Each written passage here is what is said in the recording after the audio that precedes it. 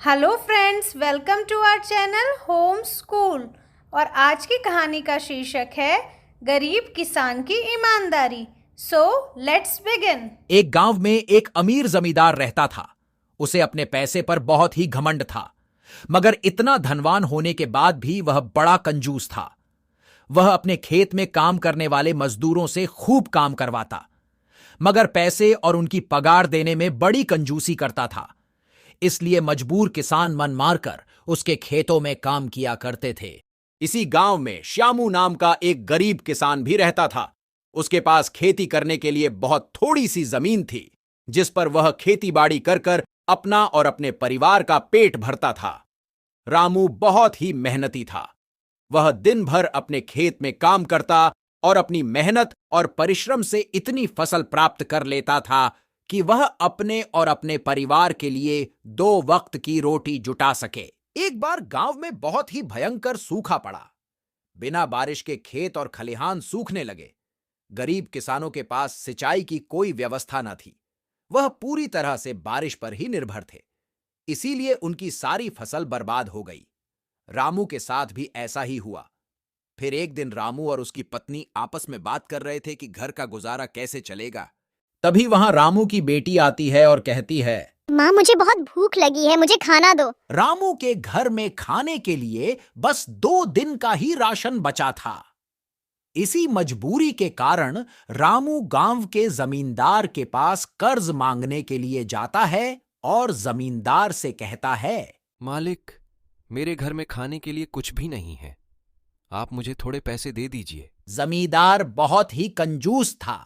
उसने सोचा, अगर मैंने रामू को पैसे दे दिए तो वह लौटा तो पाएगा नहीं, इसलिए इसे अपने खेतों पर काम में लगा लेता हूं। मेहनती तो यह है ही। तब जमींदार रामू से कहता है, देखो रामू, मैं तुम्हें कर्ज तो दे नहीं सकता, पर तुम्हारी इतनी मदद कर सकता हूं कि तुम्हें काम पर रख सकता हूं। मैं तुम्हें महीने के 2,000 दे दिया करूंगा। तब रामू जमींदार से कहता है, पर मालिक, बाकी मजदूरों को तो 3,000 मिलते हैं। मजबूर रामू क्या ही करता। वह हां बोलकर घर लौट आता है और वह अगले दिन से जमींदार के खेत में काम करने लग जाता है। रामू खूब मेहनत और लगन से काम करने लगता है। अपनी मेहनत और परिश्रम के दम पर रामू 4 महीने का काम 2 महीने में ही कर देता है। यह देख जमींदार बहुत खुश होता है, पर अब जमींदार के मन में बेईमानी और लालच जाग उठती है। तब वह रामू को अपने घर बुलाता है और उसे 2 महीने के पैसे देकर बोलता है कि यह लो तुम्हारे पैसे। रामू, कल से काम पर मत आना, अब मुझे तुम्हारी कोई जरूरत नहीं है। यह सुनकर रामू बहुत परेशान हो जाता है और मन ही मन सोचने लगता है कि बड़ी मुश्किल से उसका परिवार चल रहा था। अब उसका परिवार कैसे चलेगा।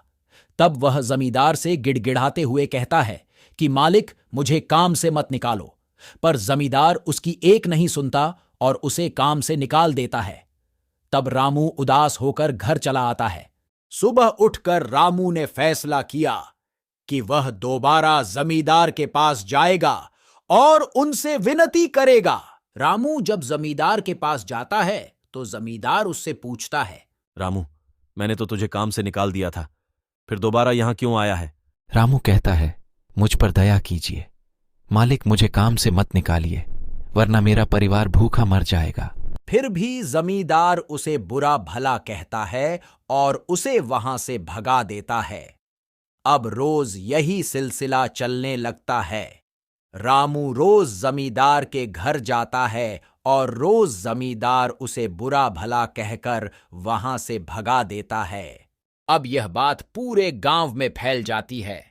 सब गांव वाले जमींदार को बुरा भला कहने लगते हैं, जिससे जमींदार की बहुत बदनामी होती है। फिर जमींदार ने सोचा कि क्यों ना कुछ दिन के लिए दूसरे गांव चला जाता हूं, जिससे रामू यहां आना बंद कर दे और वह अगले दिन अपने पूरे परिवार समेत अपने रिश्तेदार के यहां चला जाता है। कुछ दिनों बाद जब वह वापस घर लौटता है, तब रामू को वहां बैठा ना देखकर वह मन ही मन बहुत ही खुश होता है और कहता है, चलो अच्छा हुआ, रामू से पीछा छूटा। मगर कुछ दिनों बाद जब जमींदार गांव में जाता है और गांव वालों से बात करता है, तब उसे पता चलता है कि रामू घायल है और अपने घर पर पड़ा हुआ है। गांव वाले जमींदार को बताते हैं कि जब आप बाहर गए हुए थे तब भी रामू रोज आपके घर आया करता था, पर एक दिन आपका खाली घर देखकर कुछ चोर चोरी करने के बहाने आपके घर में घुस गए। पर रामू अपनी जान की परवाह किए बगैर उनसे भिड़ गया और उन्हें भगा दिया। पर चोट लग जाने के कारण रामू बहुत ही घायल हो गया। यह सब सुनकर जमींदार को खुद पर बहुत ही शर्म आने लगी और वह सोचने लगा कि उसने अपने लालच में आकर रामू के साथ बहुत गलत किया है। फिर जमींदार रामू के घर जाता है और देखता है रामू घायल ही घर में पड़ा हुआ है।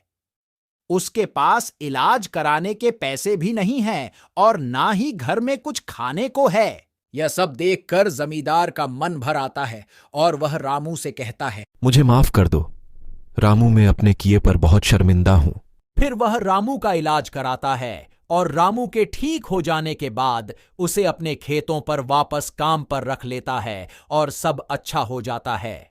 इस कहानी से हमें यह शिक्षा मिलती है कि जीवन में कितनी भी कठिन परिस्थितियां क्यों ना हो, पर एक ईमानदार और परिश्रमी व्यक्ति को कभी भी अपने पद से विचलित नहीं होना चाहिए। ऐसी ही मज़ेदार कहानियां देखते रहने के लिए लाइक एंड सब्सक्राइब करें हमारा channel home school. Thank you for watching.